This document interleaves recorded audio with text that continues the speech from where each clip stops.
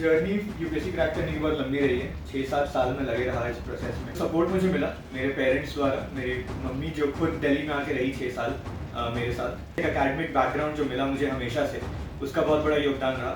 6 साल में 5 बार मेंस लिखा है और 3 बार इंटरव्यू दिया। आपको अपना प्लान ऑफ एक्शन क्लियर होना चाहिए। वो चक्रव्यूह की तरह उसमें फंसना नहीं चाहिए किसी भी एक स्टेज पे। एकेडमिक बैकग्राउंड के साथ भी आप जुड़े रह सकते हैं in order to maintain a backup plan. Self confidence रहना चाहिए कि ये चीज़ें, इन चीज़ों के बिना भी आप जिंदगी में बहुत सुख पा सकते हैं। नमस्कार, प्रभात खबर में आपका स्वागत है। मैं हूं ब्रजेश सिंह। आज हमारे साथ मेहमान हैं यूपीएससी क्रैक करने वाले ऋत्विक मेहता। वे आईएएस बनने वाले हैं, उनका चयन हो चुका है और अब वे तैयारी कर रहे हैं अपनी नई नौकरी, जो प्रशासनिक में सबसे अव्वल दर्जे का होता है। ऋत्विक जी, आपका स्वागत है। ऋत्विक जी, आपको क्या लगता है कि आपके जो मुकाम हासिल किए हैं उसके पीछे मैंने कितनी मेहनत थी और क्या कुछ किया आपने? मेरी जर्नी यूपीएससी क्रैक करने की बहुत लंबी रही है। 6-7 साल में लगे रहा इस प्रोसेस में। एंड इसके पीछे सबसे इम्पोर्टेंट जो मुझे लगता है फैक्टर रहा वॉज जो सपोर्ट मुझे मिला मेरे पेरेंट्स द्वारा। मेरी मम्मी जो खुद दिल्ली में आके रही 6 साल मेरे साथ। मेरे पापा जिन्होंने ये पूरा ड्रीम देखा यूपीएससी के बारे में मुझे बताया जब मैं स्टैंडर्ड 12 में था। उसी हिसाब से मैंने दिल्ली यूनिवर्सिटी में ग्रेजुएशन किया ज्योग्राफी ऑनर्स के साथ। एंड उसके अलावा जो घर में एक माहौल था, स्पर्धा प्रकाशन, मेरी मदर जिसकी पब्लिशर है उसके होने की वजह से एक एकेडमिक बैकग्राउंड जो मिला मुझे हमेशा से, उसका बहुत बड़ा योगदान रहा। उसके अलावा मैंने 6 साल में 5 बार मेंस लिखा है और 3 बार इंटरव्यू दिया। पिछले साल मैं आईपीएस में चुना गया था CSE 23 के बेसिस पे, और इस साल मैं आईएएस में जाने का उम्मीद रख रहा हूँ। लार्जली मैंने वही किया जो ज़्यादातर टॉपर्स करते हैं, सलाह देते हैं, स्टैंडर्ड बुक्स, NCERTs और मल्टीपल रिविजन्स और प्रैक्टिस, और इसी के बेसिस पे मुझे लगता है सफलता मुझे मिली और किसी भी विद्यार्थी को मिलती है। तो आपको क्या लगता है कि युवाओं को यूपीएससी की तैयारी कैसे करनी चाहिए? सबसे पहले आपको अपना प्लान ऑफ एक्शन क्लियर होना चाहिए कि आप कितने समय देना चाहते हैं इस एग्ज़ाम को और कितना और किस तरीके से देना चाहते हैं। तो इस एग्ज़ाम में ऑप्शनल सिलेक्शन बहुत इंपॉर्टेंट पार्ट होता है। तो युवाओं को सबसे पहले जो शुरू करने जा रहे हैं उन्हें क्लियर होना चाहिए कि वो अपना ऑप्शनल क्या रखेंगे, वो उनका स्ट्रेंथ एरियाज क्या है, उनका वीकनेस एरियाज क्या है और किस पे उन्हें मेहनत करने की ज़रूरत है। उसके बेसिस पे एक बहुत ही क्लियर कट स्ट्रैटेजी डिफाइन होनी चाहिए ऑन द बेसिस ऑफ बाकी टॉपर्स क्या कहते हैं, किस तरीके से इस एग्ज़ाम को क्रैक करना है, टीचर्स, पेरेंट्स, सबका गाइडेंस लेते हुए। वंस वो हो जाए, सबसे पहला प्रोसेस होता है NCERT, स्टैंडर्ड 12 तक की NCERTs को ढंग से पढ़ना, रिविजन करना, नोट्स बनाना, regular newspaper reading, regular current affairs से जुड़े रहना एंड लॉन्ग टर्म में आंसर राइटिंग प्रैक्टिस करना। ये तीनों बहुत इंपॉर्टेंट एस्पेक्ट हैं इस एग्ज़ाम को क्रैक करने के लिए। कई बार ऐसा देखा गया है कि जो यूपीएससी की तैयारी करते हैं वे फंस जाते हैं जी। उसके बाद वो कुछ करने लायक नहीं रहते हैं, ऐसा भी देखा गया है। तो ऐसे लोगों को आप क्या सलाह देना चाहेंगे? आपका क्या बैकअप प्लान था, क्या कुछ करना चाहिए उसके लिए? मेरे हिसाब से ये स्ट्रैटेजी का ही पार्ट है कि जब आप शुरू करने जा रहे हैं तैयारी, आपको अपनी एंट्री और एग्जिट दोनों प्लान क्लियर होना चाहिए। वो चक्रव्यूह की तरह उसमें फंसना नहीं चाहिए किसी भी एक स्टेज पे। तो उसके लिए प्लान बी जो होता है, जो जिसके बारे में हम बात करते हैं, जो आपका बैकअप प्लान है, वो बहुत क्लियर होना चाहिए। सिविल सर्विसेज की तैयारी करते करते आप स्टेट PCS के एग्जाम्स की तैयारी भी अच्छे से कर सकते हैं। तो वंस आप एक लेवल ऑफ प्रोफिशिएंसी पे आ जाएं यूपीएससी की तैयारी में, आपका बैकअप प्लान स्टेट PCS अपने आप में बन जाता है। अगर आप हिंदी क्षेत्र से हैं तो फिर राजस्थान RAS हो गया, UP PCS हो गया, BPSC, JPSC, all of these are good options. उसके बाद सेकेंड बैकअप प्लान कुड भी, अगर आपका टेक्निकल बैकग्राउंड रहा है ग्रेजुएशन में, फॉर एग्जांपल अगर आप इंजीनियर हैं या लॉयर हैं, तो you can always stay updated. आप अपने फील्ड से जुड़े रहना चाहिए आपको, ताकि कभी भी आपको वापस इंडस्ट्री ज्वाइन करना हुआ तो उसके लिए आप रेडी रहें।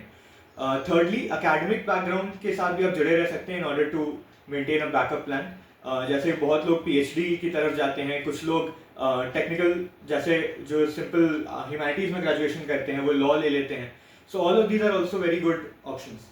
तो एक एंट्री और एग्जिट दोनों प्लान अगर क्लियर रहेगा तो इस एग्जाम में आप ज़्यादा समय दे पाएंगे और खुद को बिना डाउट किए ज़्यादा देर तक मेहनत कर पाएंगे।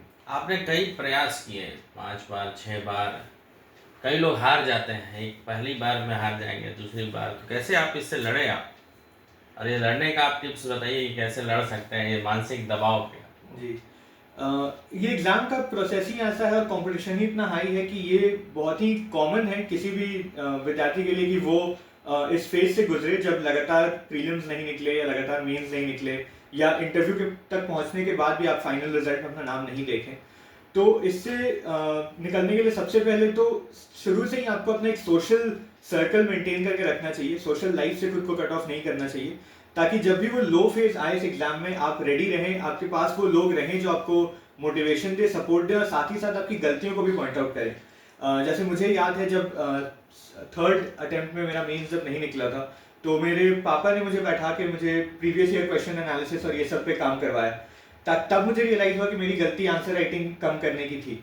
तो इस तरीके से अगर आपके पास एक सर्कल रहेगा आपके चारों तरफ जो आपको अकाउंटेबल रखेगा, वो सबसे बड़ा स्टेप हो सकता है।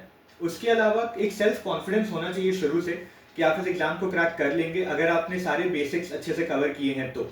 कई स्टूडेंट्स ऐसे होते हैं जिनका फाउंडेशनल पढ़ाई बहुत अच्छा नहीं हुआ होता है, उनको हमेशा उस एस्पेक्ट को भी कवर करने की कोशिश करती रहनी चाहिए। जैसे जो बच्चे एक्सप्रेशन बहुत अच्छा नहीं कर पाते हैं, चाहे वो इंग्लिश हो, हिंदी हो या जिस भी लैंग्वेज में वो एग्जाम देने वाले हैं, उनको न्यूज़पेपर रीडिंग एक्स्ट्रा करना चाहिए ताकि वो उस लेवल ऑफ प्रोफिशिएंसी तक पहुंच पाए और वो कंपटीशन के लायक हों। थर्डली, समय समय पर एक हॉबी भी कल्टिवेट करके रखनी चाहिए। ये ना सिर्फ एक मानसिक संतुलन बनाने के काम आती है बट ऑल्सो इंटरव्यू फेज में हमें हॉबी फिल करना होता है डाफ में, जिसके बेसिस पे क्वेश्चंस भी पूछे जाते हैं। तो एक हॉबी रखना चाहिए जो आपको जब भी आप इस फेज से गुजरें, जब बहुत डिफिकल्ट हो जाए इस एग्जाम में रहना, तब आप उस हॉबी की तरफ जाएं और थोड़ा रिलैक्स करके वापस एग्जाम की तरफ ध्यान दे पाएं। अभी मेन यूथ्स को डाइवर्ट होने का काफ़ी उपाय है, सोशल मीडिया है, नशा है, कई तरह के उपाय हैं, उस पर आप क्या कुछ बोलना चाहेंगे? डाइवर्सन को कैसे रोक सकते हैं? इसके लिए भी सोशल सर्कल बहुत इंपॉर्टेंट रोल प्ले करता है। कई लोग जो अपने फैमिली या अपने दोस्तों से दूर हो जाते हैं वो आउट ऑफ डेस्परेशन इन तरफ चले जाते हैं, जैसे सोशल मीडिया हो गया या अल्कोहल ड्रग कंजम्पशन हो गया, सब्सटेंस अब्यूज हो गया। सो इसके लिए भी सबसे पहले तो आपको खुद को एक्टिवली इन वाइसेस से दूर रखना है। सेकेंडली, आपको एक लेवल ऑफ कम्युनिकेशन मेंटेन करके रखना है सोसाइटी के साथ, अपने लोगों के साथ, ताकि आप इस डायरेक्शन में नहीं भटकें। तीसरा, एक सेल्फ कॉन्फिडेंस रहना चाहिए कि ये चीज़ें, इन चीज़ों के बिना भी आप जिंदगी में बहुत सुख पा सकते हैं। आप बिना इंटरनेट यूज़ किए डेली बेसिस पे भी आप अपने आप को एंटरटेन कर सकते हैं, चाहे वो किताबें पढ़ के हो या मूवीज़ देख के हो, जो अच्छी डॉक्यूमेंट्रीज हैं, सीरीज़ हैं, वो देख के हो। तो कोई भी एक नेगेटिव चीज़ को एक पॉजिटिव चीज़ से रिप्लेस करके अच्छे हैबिट्स बिल्ड करने चाहिए और लॉन्ग टर्म में वो मदद करेगा। तो इसमें क्या भी क्या आपका लक्ष्य होगा अब आगे? अब तो आपने क्रैक कर लिया, आईएएस बन जाएंगे, कौन सा कैडर लेंगे और क्या सेवा भाव है आपका में? मेरा फर्स्ट प्रेफरेंस झारखंड कैडर है, क्योंकि मैं बचपन से झारखंड में ही रहा हूँ।